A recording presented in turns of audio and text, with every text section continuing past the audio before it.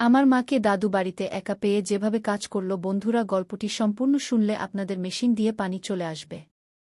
আপনারা হাতের কাজ করতে বাধ্য হবেন, তাই হাতের কাজ করার আগে হাতের কাছে টিস্যু রাখুন এবং কানে হেডফোন লাগিয়ে নিবেন। বন্ধুরা, গল্পটা শেষ পর্যন্ত শুনবেন, আপনাদের খুব ভালো লাগবে। নমস্কার বন্ধুরা, আমার নাম রিয়া। এটা আমার দাদু আর মায়ের গল্প।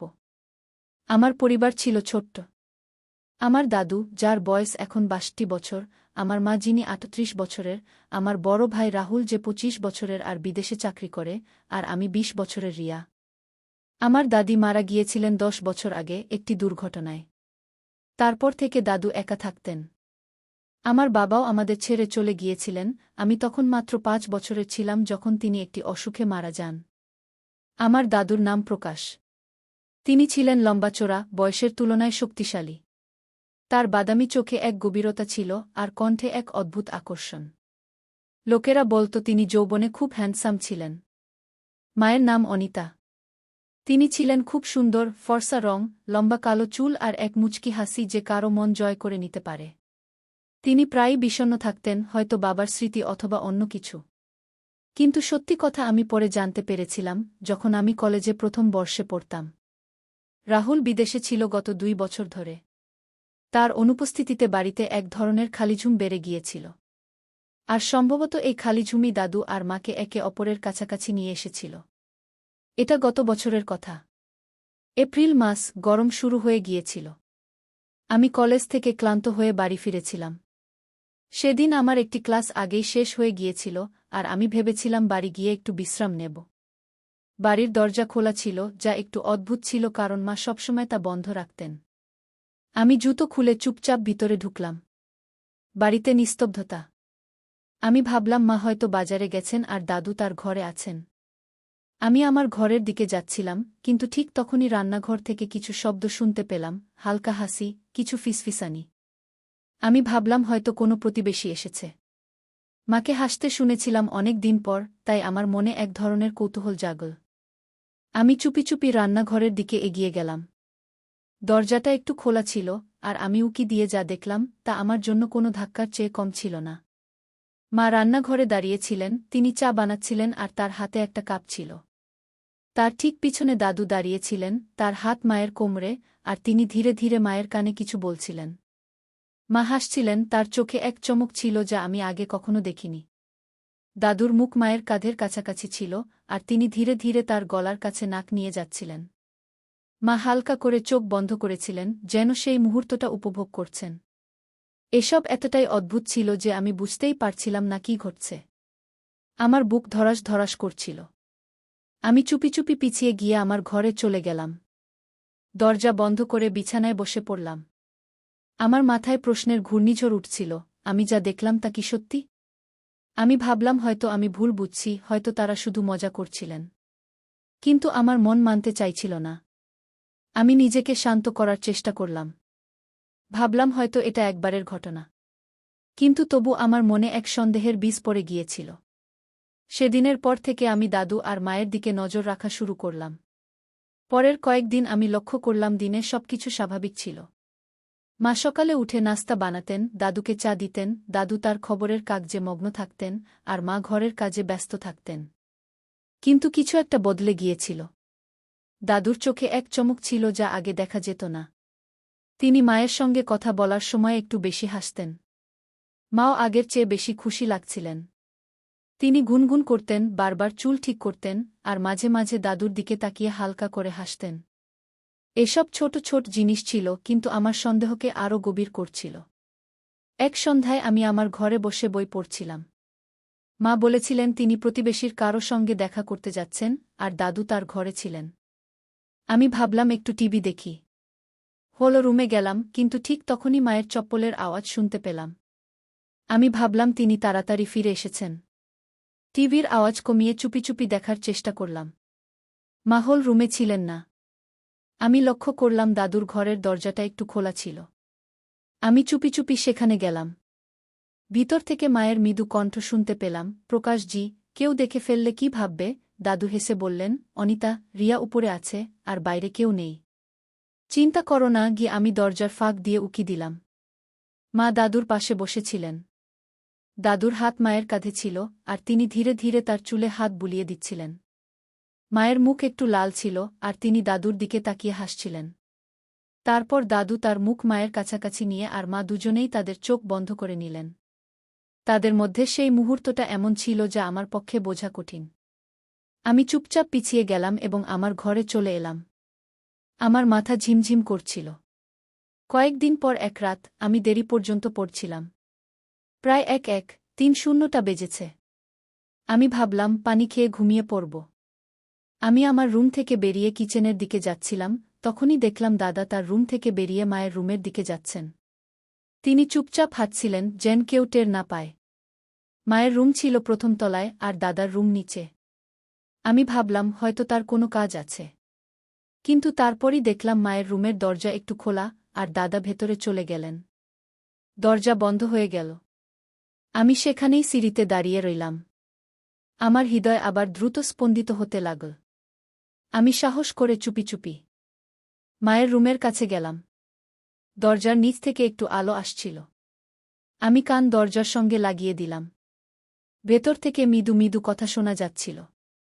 মায়ের কণ্ঠ, প্রকাশজি, যদি রিয়াকে জানা হয়ে যায় আর দাদার মৃদু হাসি, অনিতা, সে ঘুমিয়ে আছে, কিছুই জানে না কি। তারপর কিছুক্ষণের জন্য নিস্তব্ধতা, আর তারপর এমন কিছু শব্দ এল যা আমার পক্ষে বোঝা কঠিন ছিল না।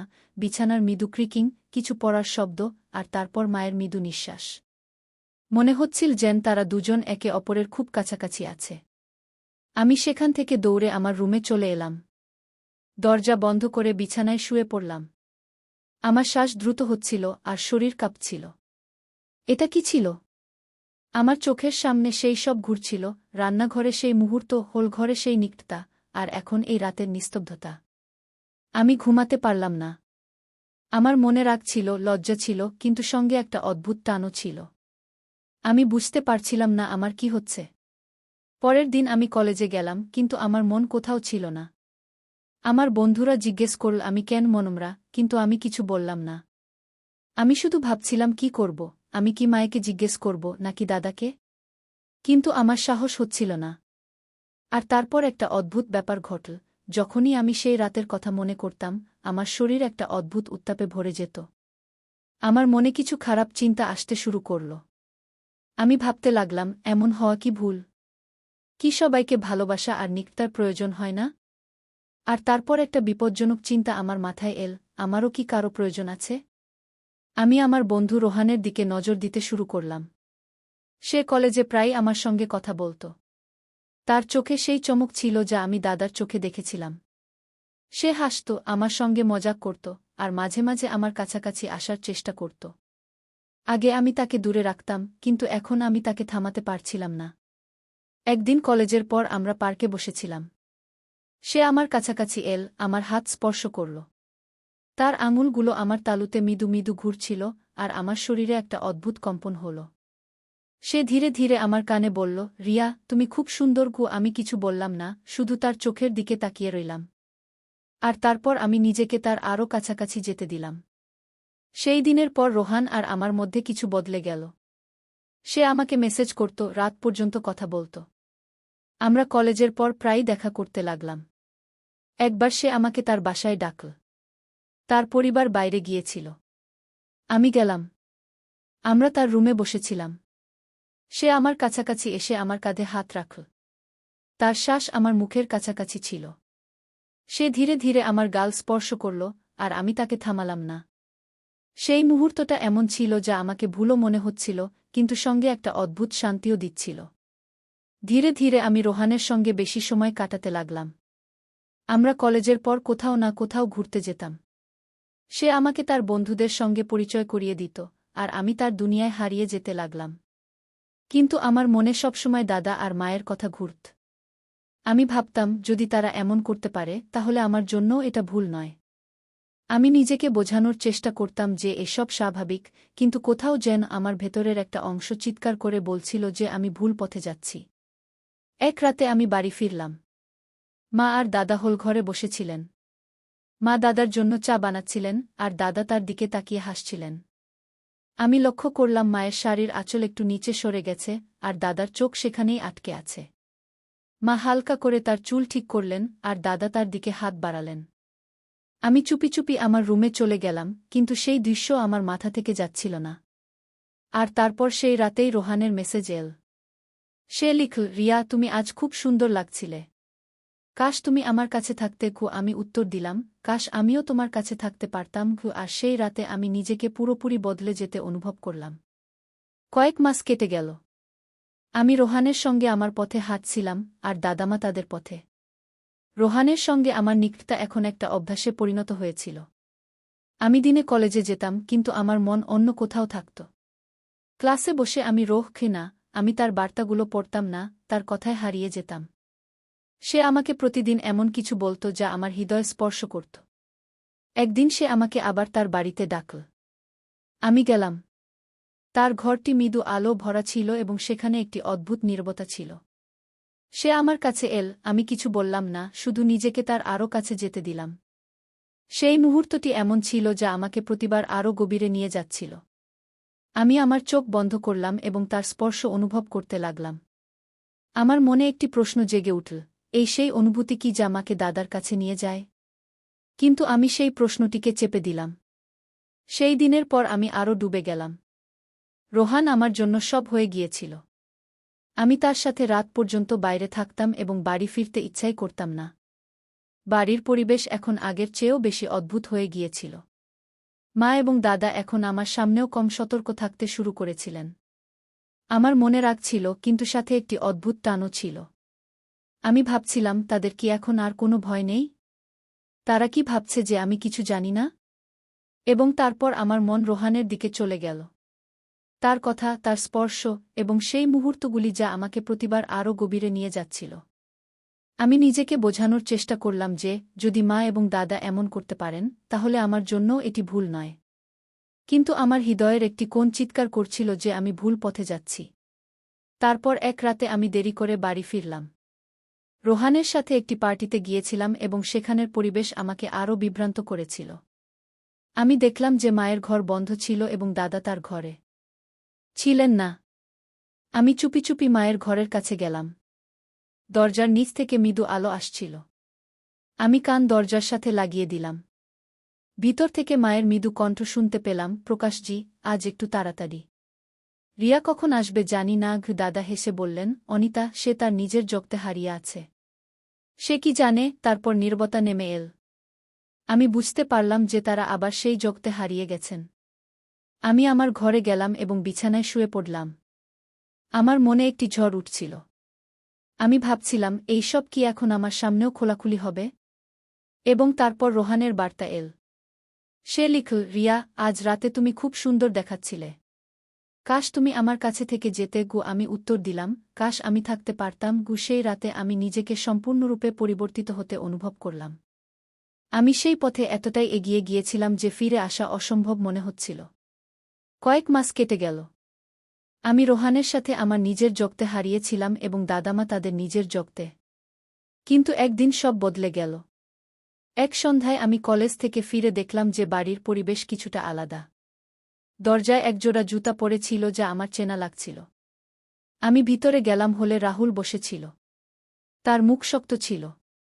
মা এবং দাদাও সেখানে ছিলেন, কিন্তু তাদের চোখ নিচে ছিল। আমি বললাম, ভাইজা, তুমি কখন এলে? রাহুল আমার দিকে তাকাল এবং ধীরে বলল, আজ সকালে। রিয়া, তুমি উপরে যাও। আমাকে মা এবং দাদার সাথে কিছু কথা বলতে হবে। আমার অদ্ভুত লাগল, কিন্তু আমি আমার ঘরে চলে গেলাম। উপরে থেকে আমি তাদের কণ্ঠস্বর শুনতে পাচ্ছিলাম। রাহুলের কণ্ঠস্বর উচ্চ হচ্ছিল এবং মায়ের কণ্ঠ কাঁপছিল। আমি চুপি চুপি সিঁড়িতে নেমে গেলাম এবং শোনার চেষ্টা করতে লাগলাম। রাহুল চিৎকার করছিল, এখানে কি চলছে?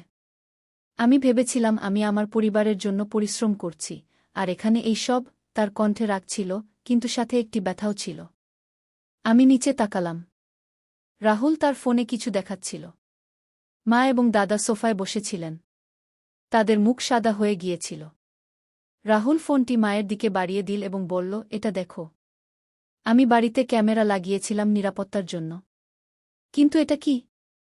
রাতে ঘরে, দিনে হলে তোমাদের দুজনের কি লজ্জাও হয় না? মা ফোনের দিকে তাকালেন এবং তার হাত দিয়ে মুখ ঢেকে ফেললেন। তার চোখ থেকে অশ্রু বয়ে পড়ছিল। দাদার মাথা নিচু ছিল এবং তার আঙুলগুলি কাঁপছিল। রাহুল টেবিলে জোরে মুষ্টি মারল এবং চিৎকার করল, তোমরা আমার পরিবার, আর তোমরা এই সব করেছ আমার পিছনে। মা কাঁদতে কাঁদতে বললেন, রাহুল বেটা, আমাদের ক্ষমা করে দাও। আমরা পথভ্রষ্ট হয়েছিলাম। একাকিত্বই আমাদের এখানে নিয়ে এসেছে। কি তার কণ্ঠ ভেঙে যাচ্ছিল। দাদা ধীরে বললেন, রাহুল, আমি ভুল করেছি। আমি জানতাম না যে এটা এতদূর এগিয়ে যাবে। আমাদের ক্ষমা করে দাও। তার কণ্ঠে লজ্জা ছিল, কিন্তু রাহুলের রাগ কমল না। সে বলল, ক্ষমা? তোমরা ক্ষমা চাইছ? তোমরা কি জান যে এই বাড়িতে কি ভেঙে পড়েছে? রিয়াও এর শিকার হয়ে গেছে। আমি শুনছিলাম এবং আমার পা কাঁপতে লাগল। রাহুল আমাকে ডাকল, রিয়া, নিচে আয়। আমি ভয়ে ভয়ে নিচে নেমে গেলাম। রাহুল আমার দিকে তাকাল এবং বলল, রিয়া, তুমিও বল, এসব কতদিন ধরে চলছে? আর তুমি কতদূর পথভ্রষ্ট হয়েছ? আমি কেঁদে ফেললাম। আমি সব বললাম। রান্নাঘরে সেই মুহূর্ত, রাতের নীরবতা, এবং রোহানের সাথে রাহুলের মুখ লাল হয়ে গেল। সে তার চুল টেনে ধরে বলল, এটা আমার পরিবার আমি বিদেশে দিনরাত পরিশ্রম করি, আর এখানে সব কিছু নষ্ট হয়ে যাচ্ছে। মা রাহুলের পা জড়িয়ে ধরে কাঁদতে কাঁদতে বললেন, বাবা, আমাদের একটা সুযোগ দাও। আমরা সংশোধন হয়ে যাব। দাদাও হাত জোর করে বললেন, রাহুল, আমি বুড়ো মানুষ। আমার ভুল ছিল। আমাকে শাস্তি দাও, কিন্তু এই ঘরটা বাঁচিয়ে দাও। কিন্তু রাহুল তার মুখ অন্যদিকে ঘুরিয়ে নিল। তার চোখে অশ্রু ছিল, কিন্তু তার রাগ কমেনি। সে বলল, না, এটা ক্ষমা চাওয়ার বিষয় নয়। এটা অপরাধ, এবং এর জন্য তোমাদের শাস্তি পেতেই হবে। পরের দিন সকালে রাহুল পুলিশকে ফোন করল। 2 পুলিশ কর্মী বাড়িতে এল, একজন ইন্সপেক্টর এবং একজন কনস্টেবল। রাহুল তাদের ফোনে ক্যামেরার ফুটেজ দেখাল। ইন্সপেক্টর ফুটেজ দেখে বলল, এটা গুরুতর মামলা। আমাদের এই দুজনকে থানায় নিয়ে যেতে হবে। মা এবং দাদা নিঃশব্দে বসেছিলেন। মায়ের চোখ দিয়ে অশ্রু গড়িয়ে পড়ছিল, আর দাদার মুখ পাথরের মতো শক্ত হয়ে গিয়েছিল। পুলিশ তাদের হাতকড়া পরিয়ে দিল। মা আমার দিকে তাকিয়ে আসতে বললেন, রিয়া, আমাদের ক্ষমা করে দিও। কিন্তু আমি কিছু বলতে পারলাম না। পাড়ায় হইচই পড়ে গেল। প্রতিবেশীরা বেরিয়ে এল, আর লোকজন ফিসফিস করতে লাগল। পুলিশের গাড়িতে মা এবং দাদাকে বসানো হল। রাহুল আমার কাছে এসে বলল, রিয়া, এটা ঠিক। তাদের ভুলের শাস্তি পেতেই হবে। আমি শুধু নিঃশব্দে কাঁদছিলাম। কিছুদিন পরে আদালতে মামলা চল। জজ ফুটেজ দেখে দুজনকেই দোষী সাব্যস্ত করলেন। দাদাকে 2 বছরের সাজা শোনানো হল, আর মাকে 1 বছরের। জজ বললেন, এটা শুধু নৈতিক ভুল নয়, এটা আইনের লঙ্ঘন। সমাজে এমন সম্পর্ক মেনে নেওয়া যায় না। যখন মা এবং দাদা জেলে চলে গেলেন, বাড়িতে নিস্তব্ধতা নেমে এল। রাহুল আমার পাশে বসে বলল, রিয়া, আমি জানি তুমি অনেক কিছু দেখেছ। তুমিও পথভ্রষ্ট হয়েছিলে, কিন্তু এখনও সময় আছে। আমি কাঁদতে কাঁদতে বললাম, ভাইয়া, আমি ভুল পথে চলে গিয়েছিলাম। আমাকে ক্ষমা করে দাও। রাহুল আমার কাঁধে হাত রেখে বলল, রিয়া, আমি তোমার ভাই। আমি তোমাকে কখনো একা ছাড়ব না। কিন্তু আমাদের বুঝতে হবে, ভুল পথ শুধু ধ্বংসের দিকে নিয়ে যায়। সেদিনের পর থেকে রাহুল আমার পড়াশোনার দিকে নজর দিল। আমি রোহানের সাথে সব সম্পর্ক শেষ করলাম। ধীরে ধীরে আমি আমার জীবনকে আবার সঠিক পথে আনার চেষ্টা করতে লাগলাম। কিন্তু যা ঘটেছিল তা আমার হৃদয় থেকে কখনো মুছে যায়নি। বন্ধুরা, এটা ছিল আমার পরিবারের গল্প। এতে ভুল ছিল, ব্যথা ছিল, এবং একটি শিক্ষাও ছিল। আমি আপনাদের বলতে চাই, যদি আমাদের আশেপাশে কেউ ভুল পথে যায়, তাহলে তাকে শাস্তি দেওয়ার আগে বোঝানোর চেষ্টা করা উচিত। সবারই ভালোবাসা ও ঘনিষ্ঠতার প্রয়োজন, কিন্তু তাকে সঠিক পথে আনা আমাদের দায়িত্ব। যদি আমরা কাউকে সঠিক সময়ে থামাতে পারি, তাহলে হয়তো একটি পরিবার ভেঙে যাওয়া থেকে বেঁচে যাবে। এই গল্প আমাদের শেখায় যে ভুল মানুষ থেকেই হয়, কিন্তু সেগুলো সংশোধন করার সুযোগও আমাদেরই দিতে হবে। তো বন্ধুরা, এটা ছিল আমার গল্প। আশা করি আপনাদের ভালো লেগেছে। যদি গল্পটি ভালো লেগে থাকে, তাহলে লাইক করুন, বন্ধুদের সাথে শেয়ার করুন, আর নিচে কমেন্টে জানান গল্পের কোনো অংশটি আপনাদের সবচেয়ে বেশি ভালো লেগেছে।